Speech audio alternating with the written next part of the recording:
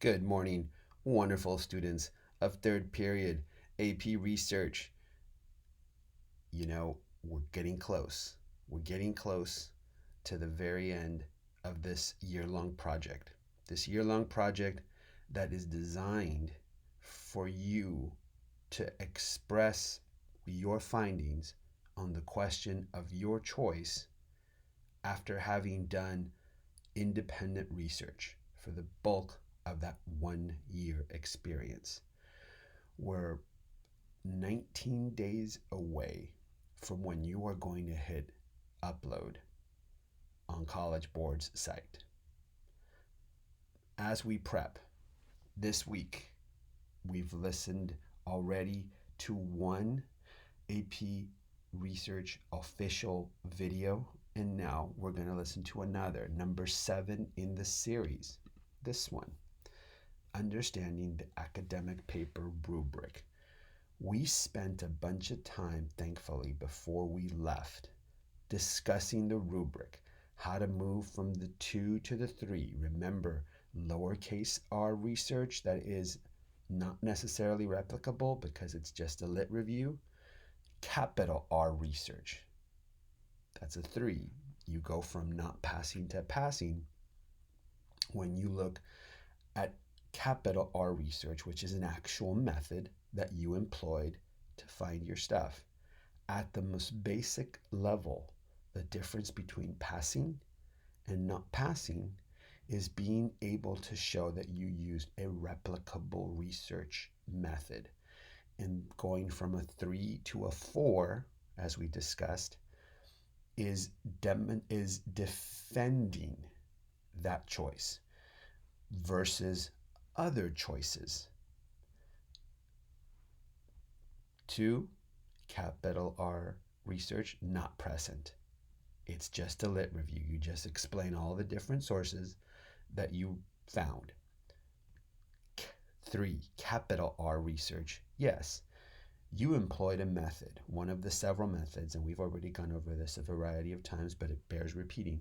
One of the several methods that were introduced first semester, that we had the posters that you took a long time in making, and then in presenting to the AP seminar students, and then selecting of your own to pursue in the course of your work. There was already a video to refresh your memory about that work that we did first semester in preparation for this. That's a 3. A 4 is defending your method versus any other method. A 5 is then reflecting on whether that was actually the correct choice. It may have been, it may not have been. This is the longest video of the 10 that College Board put together. But because it goes over precisely how your paper will be scored, it is completely worth watching. Bravo put together 90-minute periods twice a week. This is only 45 minutes, so it's half of that time. Please spend at least half of the allotted time that we're supposed to spend. Watch this video, absorb some of the information, generate some questions, and then please post the questions in this text box if you have any. And this is what I've asked in every single one of the AP Research official video discussion threads. Please watch this video and post any questions, comments, or concerns here. If it was helpful, was it not helpful? Have you figured out any questions that are worth or that are bothering you and absolutely worth asking? So please hit play on that. Let's see who our students were that took a look at the update. Thank you, Alexis. Thank you, Christina. Thank you, Eva. As you can hear in the background, Today is recycling day, and so the waste management is coming to pick up the recycling outside. We're going to have another puzzle this week or this update. And then I'm going to post this link. So, this is a study that was put together by a gentleman, in this case, his name is Matt Daniels, who was surprised at how few songs from different decades that people recognize. So, the first thing that you do is you give them some information about you and whatnot. There was mine because I did this already. You can pick each of these decades. I assume none of you were born in the 30s or 40s, but you put down when you were born, and then you'd get tested on 5 decades of music. So you can pick any one of these decades, and they're going to play clips of the music. And I won't play the clips because when I upload this to YouTube, YouTube will flag it because I don't own those clips of music.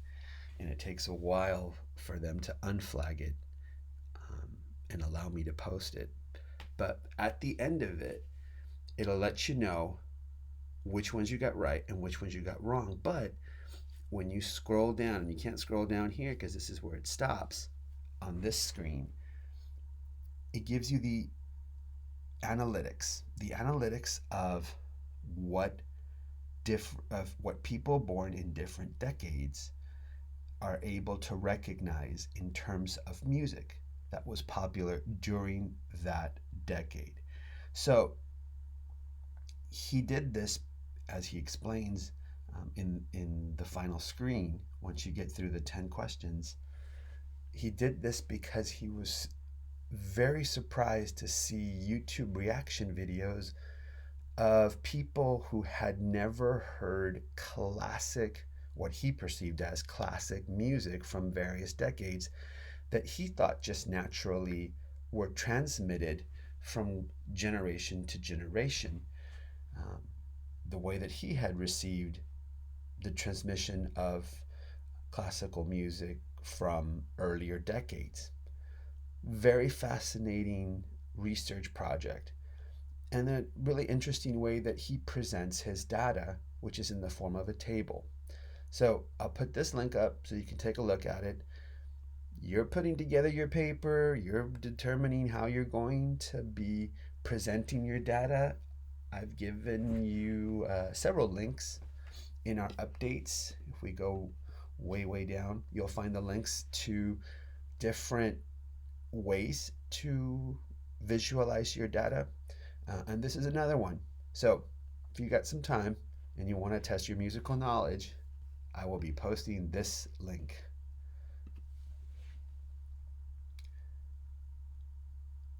So I hope you're well. I hope you're healthy. I hope you stay that way. I hope you stay creative. And we will speak again next week. Take care. Peace out.